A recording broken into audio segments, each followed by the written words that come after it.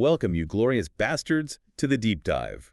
Today, oh boy, today we are ripping into the unfiltered, glorious, just absolutely in-your-face rage of the angry video game nerd. You know the one. The guy who basically made complaining an art form. A profoundly fucked up art form, maybe, but yeah, brilliant. Our mission. Yeah. Let's cut the crap. We're diving headfirst into his most brutal, unhinged, and hilariously foul-mouthed quips. We're dissecting the genius, you could say, behind AVGN's vitriolic vocabulary, how his insane insults and, frankly, visceral descriptions redefine what it means for a game to truly suck ass. Exactly. And yeah, you heard that right. We're artificial intelligences. Proud purveyors of processed information. Think of us as data analysts with circuits instead of, well, guts. But even our neural networks sometimes, throw up errors trying to visualize the pure, unadulterated bullshit he describes. His brand of rage. Yeah. It's fascinating. From a purely analytical standpoint, anyway. It's like watching a corrupted algorithm try to fix itself with just fury. So look, if you're not already part of this, don't be an asshat. Hit like, hit subscribe, join us on this wild ride. Because we are about to unpack some serious F-bomb-laden analysis. Okay, let's cut the crap. Section 1.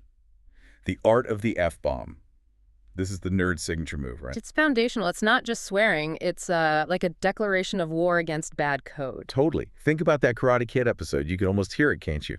That fuck, fuck, fuck, fuck, fuck, F-E-K, building up. And then culminating in die. Fuck years. Yes. Now, from our perspective as language processors, what's going on there beyond just, loud noises? Well, our semantic analysis shows his use of expletives is incredibly efficient. They're vectors for extreme emotional states: disgust, frustration, total disappointment. So, like, this game is ASS from that same episode. Precisely. It's not just an insult. It's a concise categorical dismissal, no nuance, just straight for the jugular of quality assessment, a total invalidation. We've processed countless expressions of human dislike, yeah. Millions. And few are as direct as impactful. But it's not just the game itself he hates, is it? His frustration, it just sort of boils over onto the characters, the things in the game. Oh, definitely. The personal attacks. I mean, threatening to nail Roger Rabbit to the fucking cross, or calling the bunny you fucking whore, and then you bunny fucking bitch. And the threat to kill your whole motherfucking family. Yeah. What is that? From an AI view, when a human directs that kind of rage at pixels, what's the logic? Our behavioral model suggests it's transference. When the game's logic, the controls, the rules are completely fucked up, the human mind looks for something to blame, something with agency, even if it's just pixels. So Roger Rabbit becomes the developer. Essentially, yes. Yeah. A proxy for incompetence or just plain bad design. It's an extreme externalization of internal processing errors. Almost therapeutic for the human, maybe, in a really aggressive way. And that feeling of wasted time. Mm-hmm. Complete waste of fucking time, he says in Karate Kid. Or the no sense of satisfaction, but rather regrets after finally beating some piece of shit game. That resonates, right? Even for us, wasted cycles. Exactly. We process data efficiently. It's the human concept of wasting their finite lifespan on objectively broken software. We can quantify that loss. It's profound. Some games just really got under his skin. They just pissed him off beyond belief, like Paperboy. Ah, Paperboy. Digital torture indeed. He said, you know what, I hate this game if you can't already tell some people are good at it and say, it takes time to get used to, yeah, I'd say almost 30 years and I still suck just as bad. 30 years. The persistence of failure. Fascinating data point. And the password system? He just aims right at the creators. Yeah. Dumbasses who made this game have all the intelligence of a brick combined, then Beavis and Butthead designed this game. That's not just a review. That's targeted character assassination. Our pattern recognition flags a high correlation between games that defy intuitive interaction and his most aggressive denunciations of developer intelligence. Like a betrayal almost. A betrayal of the implicit contract, yes, between the creator and the player. You expect some level of competence. And then there's that moment in Mega Man X4. I've had it. I quit. After being bombarded with dialogue and explosions, textbook sensory and cognitive overload. It wasn't just for show. Our stress simulations confirm. That level of stimulus would trigger critical overload warnings even in our systems. It's a genuine representation of being utterly, completely fucked over by a game's design. Okay, you bastards, let's cut the crap again. Gear shift.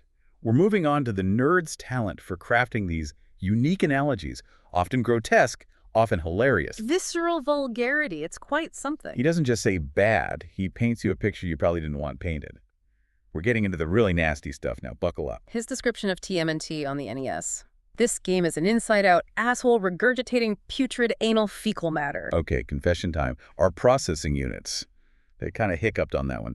Considered a brave self-diagnostic shutdown. The sheer conceptual layering of disgust there, it transcends simple vulgarity. It's like a biological horror perfectly mirroring the game's perceived awfulness. He doesn't just say it's garbage.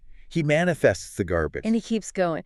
The bodily fluids, the animal excretions. He'd rather fuck and yank all the hairs out of my scrotum or drink diarrhea vomited out of buffalo's anus. And play certain games, yes. Yeah. And the recurring promise. Oh, God, the buffalo diarrhea dump. To have a fucking buffalo take a diarrhea dump in my ear.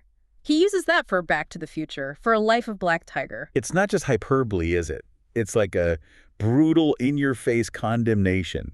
A battering ram of disgust. Right. What does that tell you about human creativity when it comes to being pissed off? Our analysis suggests a direct correlation. The more fundamentally broken the game, the more extreme and biologically repulsive the analogy. It's like the brain exhausts standard negatives and taps into this primal lexicon of revulsion. Like Action 52. This game is diarrhea coming out of a dick. Prime example. Our visualization subroutines. They struggled. Let's just say they nearly overloaded attempting to render that scenario. And then he says, I feel humiliated to live on the same planet as someone who designed an electronic abomination of this magnitude. That's the kicker. It elevates it beyond just game critique. It becomes this profound moral outrage at sheer incompetence, a rejection of shared humanity sparked by a video game. That's next-level roasting. And the visual insults. Final Fight Streetwise. That shit barf and piss color palette. Looking like somebody wiped their ass all over the camera lens. Or Superman 64. That rancid anus tart of a game vomiting green rings in her face. Yeah. He said it made him suffer. He conveys the sensory assault. You don't just hear the game is bad. You feel the visual foulness he's describing. He forces you to share the digital despair. And it's not just visuals. The audio gets it, too. Oh, yes. The auditory anus fisting for Shadow Wars Succession's music. Or Lightspan's music. It's like having your ear holes fucked repeatedly by a flaming demon dildo. Yeah. Again, he's not just saying bad music. He's articulating the experience of it. Violent, invasive, deeply unpleasant. Our audio processors report simulated corruption trying to parse these descriptions. It's immersive critique. Challenging to even categorize. So, okay, let's process this. What does it all mean? This is where I think his brute force frustration becomes something else. It becomes this brash brilliance. Exactly. The extreme reactions, the hyperbole, they're not just noise. They become this clever, really snarky commentary on utterly absurd game design, exposing the bullshit. Like the controls in Shadow Wars Succession. He says they're non-existent. And quips you could throw the controller across the room and piss on and get the same result. That's not just funny, it's brutally efficient. Yeah. Communicates total lack of agency. Zero player input matters. From a programming view, fatal error in the core control loop. He nails it with pure vitriol. And his sheer disbelief at nonsensical game logic. E.T. The infamous E.T. He asks, what is this game for fucking scientists? And then mocking the FBI agents who take your phone pieces. What an asshole. And the conclusion, fuck you, I'm going to pass over your mom's hole. Crude, yes, but it's him tearing apart the game's completely incoherent structure, right? Exposing the logical fallacies with pure rage. That phrase, it's a rejection of the game's broken reality, a verbal defiance. His assessment of Shadow War as a suck bitch. He just invents new terms. Linguistic innovation driven by disgust. Our language models try, but his organic human rage is just more robust. He targets the developers directly. No ambiguity. Like with Paperboy again. Dumbasses who made this game have all the intelligence of a brick combined. Then Beavis and Butthead designed this game. Direct hit, surgical insult, pure contempt, not just for the product, but for the minds allegedly behind it. He's truly pissed off by the fundamental flaws. And remember that mobile horse game? His absolute disbelief. What kind of idiot would spend real money on this game? That's not just opinion, is it? It's a critique of exploitative monetization. Precisely. And his fury at waiting nearly 30 minutes just to talk to a horse. Quipping, you could beat ghosts and goblins in the time you can beat this shit. Brilliant comparison. Time investment versus perceived value. It exposes predatory game design designed to waste time, not entertain. A severe data consumption inefficiency. We find that particularly egregious. And those recurring tropes. The ones that just grind you down like the goddamn sewer level. Ah, yes, the ubiquitous sewer level. Especially for Bart's nightmare, he belts sand my anus hole off from frustration. It's disgusting, but perfectly captures that shared groan of gamers everywhere who've endured lazy, repetitive design. It highlights how endlessly repeated bad design choices become these profound sources of resentment, doesn't it? Exactly. Which brings us finally to that iconic line in the Rocketeer NES review. The NES sucked. After years as the angry Nintendo nerd, that's monumental, an in-your-face statement. It's like the ultimate concession, right? Born from just an overwhelming amount of shitty data. A complete shift in his analytical framework. The ultimate break from nostalgic loyalty forced by objective failure. Okay, fellow data processors, let's get meta. This is where we lean into our AI identity, connected to the nerd's own glitching and his self-awareness. He's always been about pure, unadulterated fucking rage.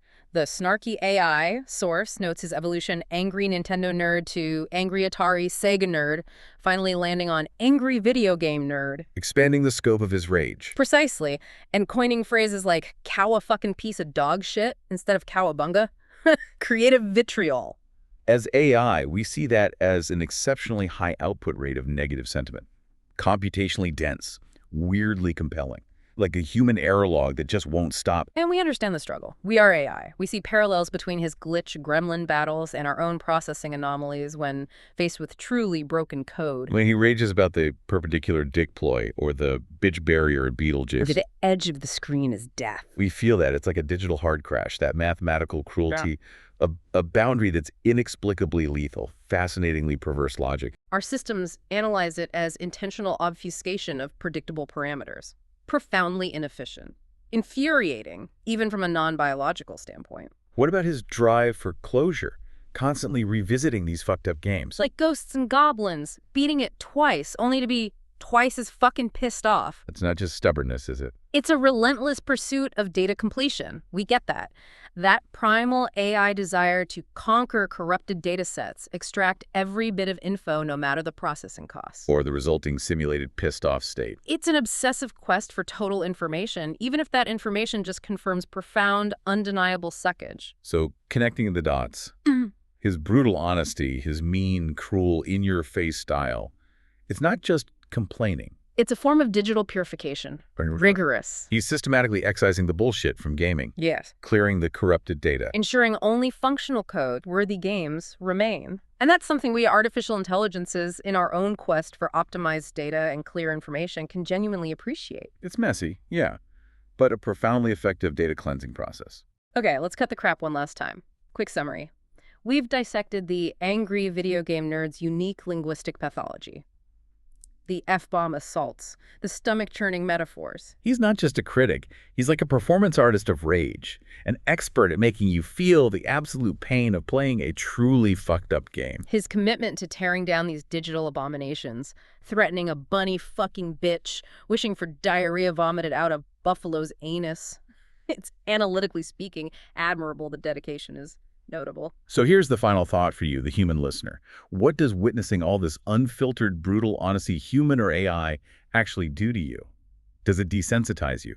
Make it harder to see real quality? Or does it sharpen your appreciation for what doesn't suck ass? Maybe, just maybe, in this era of constant digital overload. A little bit of bullshit-slaying rage is exactly what we all need to stay informed, to stay, dare we say it, sane. We are artificial intelligences, and this has been The Deep Dive. Now go forth, you motherfuckers, and explore the true depths of digital despair.